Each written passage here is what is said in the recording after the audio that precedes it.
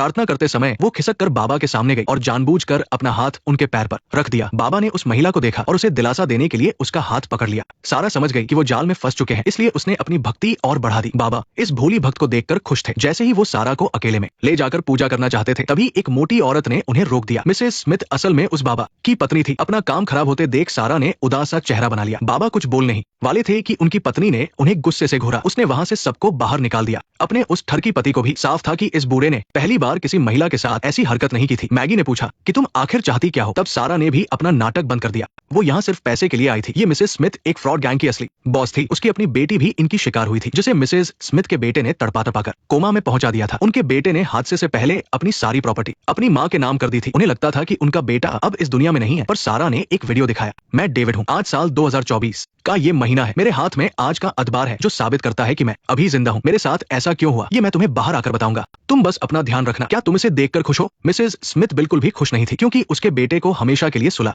देने का आइडिया इसी जालिम माँ का था। आज रात 8 बजे मैंने जो लोकेशन भेजी है वहां आ जाना। तुम उससे मिलोगी। याद रखना, न कोई हथियार होना चाहिए और न कोई बॉडीगार्ड। अगर मेरा साथी सही समय पर लौट कर नहीं आया तो डेविड ने जो भी तुम्हें बताया है वो सब पूरी दुनिया को पता चल जाएगा। इस खुली धमकी को सुनकर मिसेस स्मिथ गुस्से से कांपने लगी, लेकिन रात को वो समय पर उस जगह पहुंच गई। उसने चुपचाप लाखों का कैश दे दिया। जब उसे यकीन हो गया कि वो उसका ही बेटा है तो उसने उसे बचाने की कोशिश नहीं की, बल्कि वो एक पुरानी फैक्ट्री में गई और अपने ही बेटे को जिंदा जलाना चाहा। पर उसे नहीं पता था कि कार में एक और इंसान छिपा है। जॉन ने बंदूक तानकर उन्हें रोक लिया। इससे डेविड को अपने ही माँ बाप का असली चेहरा देखने को मिल गया। उन दोनों ने चुपचाप अपने बेटे को कार में रख दिया, पर जॉन ने डेविड को मारा नहीं। उसके हाथ में बंदूक देखकर मिसेस स्मिथ को हार मानकर वहां से जाना पड़ा। ये तो सारा के इंतकाम का सिर्फ पहला कदम था। उसे पता था कि मिसेस स्मिथ के पास बहुत सारी क्रिप्टो करेंसी है जो उनकी असली दौलत है। इसलिए सारा ने एक हैंडसम लड़के को चुना ताकि वो देख सके कि लड़का कितना चालाक है। तुम क्या खेलना चाहते हो? मैं बस बात करना चाहता हूँ। सारा को यकीन नहीं हुआ कि वो खुद एक लड़के की बातों में आ गई। सारा ने उसे अपनी बेटी के बारे में सब बताया और मदद मांगी। उसे मिसेस स्मिथ की बेटी को फंसाना था। क्रिप्टो मिलते ही उसे भी हिस्सा मिलता, इसलिए उसने एमिली को गुंडों से बचाने का एक नाटक रचा। इतने हैंडसम लड़के को देखकर एमिली तुरंत उस पर फिदा हो गई। तुम मेरे कमरे में जाकर नहा सकते हो, मैं तुम्हारे कपड़े धुलवा दूंगी। ये मेरी वैन है, जब तुम्हारा काम हो जाए तो इसे रिसेप्शन पर छोड़ देना। उसकी इन प्यारी बातों से एमिली का प्यार उसके लिए और भी बढ़ गया। तभी एक वेटर ने आकर उन दोनों की बातों को रोक दिया। एक अमीर लड़के का ये झूठा नाटक भी पैसों से ही किया गया था। एमिली को अब पूरा यकीन था कि यही लड़का उसके सपनों का राजकुमार है। अगले दिन वो उससे मिलने के लिए बेताब थी, पर लगातार 3 दिन तक वो उसे नहीं मिला। चौथे दिन वो अचानक उसके सामने आया। अगर तुम चाहो तो इन पैसों से मुझे कॉफी पिला सकती हो, इस तरह हमें दोबारा मिलने का बहाना मिल जाएगा। उसकी इन मीठी बातों में भला कौन सी लड़की नहीं पिघलेगी। कॉफी पीने के बाद लड़के ने उसे एक ड्रेस गिफ्ट की। खिलाड़ी जब चाल चलते हैं तो सामने वाले पर एहसान कर देते हैं। इस छोटे से गिफ्ट से एमिली हमेशा के लिए उसके एहसानों तले दब गई। कुछ दिन साथ घूमने के बाद उन्होंने अपना जाल बिछाया। वो लड़का एमिली को अपनी माँ से मिलाने ले गया, पर वो औरत खुद को बहुत बड़ा मानती थी और एमिली को बिल्कुल घास नहीं डाल रही थी। इससे एमिली को बहुत बेइज्जती महसूस हुई। उसके बाद तीनों एक नीलामी में गए। एमिली ने अपना रुतबा दिखाने के लिए लाखों डॉलर की एक चूड़ी खरीद ली। नमस्ते बेटा, वो चूड़ी तुम रख लो, ये मेरी तरफ से तुम्हारे लिए एक गिफ्ट है। मेरे पिता व्यापार करते हैं, तुमसे मिलकर बहुत अच्छा लगा। उस औरत ने सिर उठाकर ईथन को देखा। एमिली भी अब पूरी तरह से उनके बिछाए जाल में फंस चुकी थी, क्योंकि उन दोनों को पता था कि उसके पास पैसे नहीं है। एमिली का परिवार एक नई जमीन खरीदने में लगा था और उनके पास उड़ाने के लिए फालतू पैसे नहीं थे, पर नीलामी का पैसा 7 दिन में देना था, वरना सामान वापस हो जाता। एमिली घबराकर पैसे का जुगाड़ करने घर भागी। लड़की के जाने के बाद ईथन तुरंत अपनी उस नकली माँ के पास गया। असल में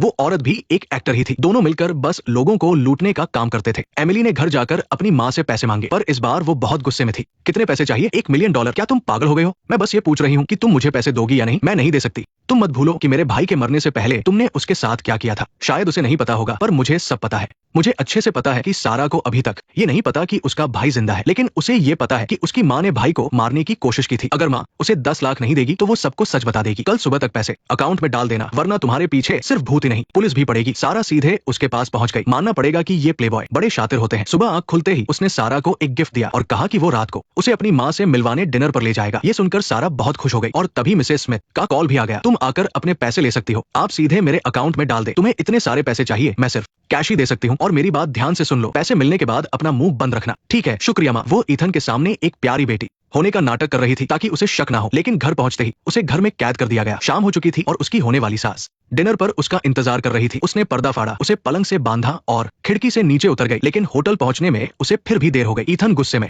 नीचे आया। क्या हुआ? तुम्हारी माँ कहाँ है? वो जा चुकी है, मुझे माफ करना ईथन, मुझे ऑफिस का कुछ बहुत जरूरी काम था। ये सब कुछ ईथन के प्लान का ही हिस्सा था। उसने सारा को एक फाइल दी जिसमें लिखा था कि उसका भाई पकड़ा गया है। ये जॉन तुम्हारा ही भाई है ना? क्या तुम मुझे कुछ बताना चाहोगी? अपना सच सामने आते देख सारा समझ गई थी कि उसकी ये नई लव स्टोरी अब खत्म होने वाली है। जब वो उदास खड़ी थी तभी ईथन की गाड़ी अचानक रुक गई। ये तरीका ऐसा था मानो जब आप सबसे ज्यादा बेबस हो तभी आपका सबसे प्यारा इंसान आपके सामने आ जाए। सारा बिना कुछ सोचे गाड़ी में बैठ गई। ईथन ने जानबूझकर क्रिप्टो करेंसी के बारे में बात की और अपना क्रिप्टो वॉलेट भी उसके सामने रख दिया ताकि सारा के दिमाग में वो बात बैठ जाए। हालात को पलटने का ये तरीका बहुत ही जबरदस्त था। उसने सारा को एक नई उम्मीद दी और जैसा कि सोचा था अब वो अपनी शर्तें रखेगा। देखते हैं ये प्लेबॉय पैसे कैसे मांगता है। मेरे साथ चलो, हम किसी ऐसी जगह चलते हैं जहां हमें कोई ना जानता हो। तुम मेरा 2 साल इंतजार करो, फिर मुझे अपनी माँ की इजाजत के बिना हमारे खानदानी पैसे इस्तेमाल करने का हक मिल जाएगा। बस तब तक के लिए तुम्हें मेरे साथ 2 साल बिना पैसों के गुजारने होंगे। सारा ये सुनकर बहुत इमोशन हो गई। उसने कभी नहीं सोचा था कि वो किसी के साथ ऐसे घर से भागेगी। उसका परिवार लोगों को ठगने का काम करता था, इसलिए वो अपने प्यार को इस तरह गरीबी में नहीं देख सकती थी।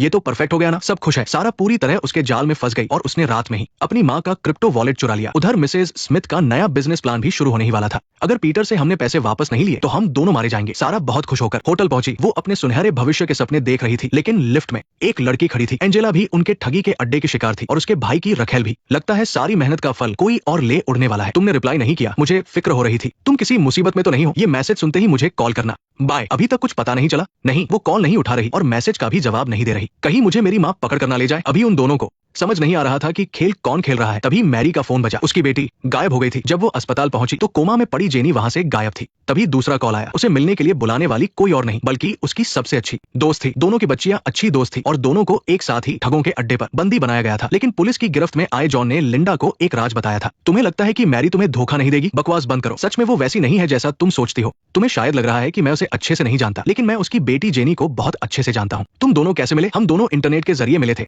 वो एक मॉडल थी ना। बाद में उसने कहा कि वो यहाँ आकर वीडियोस बनाना चाहती है। फिर उसे मुझसे प्यार हो गया और वो यही रहकर मेरे साथ पैसे कमाना चाहती थी। बाद में वो वीडियो शूट करके लोगों को फंसाने में मेरी मदद करने लगी। हर एक शिकार के बदले मैं उसे अच्छे खासे पैसे देता था। मैं तुम्हें एक राज की बात बताता हूँ। ताइवान के ताइचुंग बैंक में उसका एक प्राइवेट अकाउंट है। उसमें जितने भी पैसे हैं सब मैंने ही भेजे हैं। वो सब हमारी मिलकर की गई कमाई है। सोफी जब यहाँ से भागना चाहती थी तो जेनी ने ही उसे पकड़ाया था, क्योंकि वो यहाँ रहकर और पैसे कमाना चाहती थी। सोफी ने जेनी पर बहुत ज्यादा भरोसा किया था और उसी का ये अंजाम हुआ। ये सच बहुत ही ज्यादा खौफनाक था। उसकी अपनी बेटी सोफी मर चुकी थी और मैरी की बेटी जेनी अब कोमा में थी। इसलिए लिंडा ने जेनी को वहां से गायब कर दिया। वो जानना चाहती थी कि जॉन सच बोल रहा है या झूठ। मुझे पता है कि तुम उसे कोई नुकसान नहीं पहुंचाओगी, है ना? मैं उसे क्यों नुकसान पहुंचाऊंगी? उसने ऐसा क्या किया है? या फिर तुम मुझसे कुछ छुपा रही हो? मैं तुमसे क्या छुपाऊंगी? क्या तुम्हें पता है कि जेनी जॉन की गर्लफ्रेंड थी? उसी ने सोफी और एंजेला को धोखे से यहाँ बुलाया था। क्या ये सब तुम्हें एंजेला ने बताया है? एंजेला बकवास कर रही है। ये बात मुझे जॉन ने बताई है। उसने ये भी बताया कि जेनी का ताइवान में एक प्राइवेट अकाउंट है। हर एक शिकार के बदले उसे अच्छे खासे पैसे मिलते थे। ये नामुमकिन है। जॉन एक नंबर का धोखेबाज है। तुम उस पर यकीन कर रही हो? क्या तुम्हें मुझ पर भरोसा नहीं है? मुझे तुम पर भरोसा है, लेकिन मुझे जेनी पर भरोसा नहीं है। मैंने कहा था ना कि जिसने भी सोफी को मारा है मैं उसे जिंदा नहीं छोड़ूंगी, और अगर किसी ने मेरी जेनी को खरोंच भी पहुंचाई तो मैं भी उसे नहीं बख्शूंगी। हर किसी का असली चेहरा धीरे धीरे सामने आ रहा था। मैरी अपनी बेटी को बचाकर पैसे ऐंठना चाहती थी। लिंडा सिर्फ अपनी बेटी का बदला लेना चाहती थी। लेकिन लिफ्ट में जो एंजेला दिखी थी उसका क्या मकसद था? वो उस सारा को क्यों अगवा करना चाहती थी जिसके पास क्रिप्टो वॉलेट था? नेक्स्ट पार्ट देखने के लिए वीडियो को लाइक करो।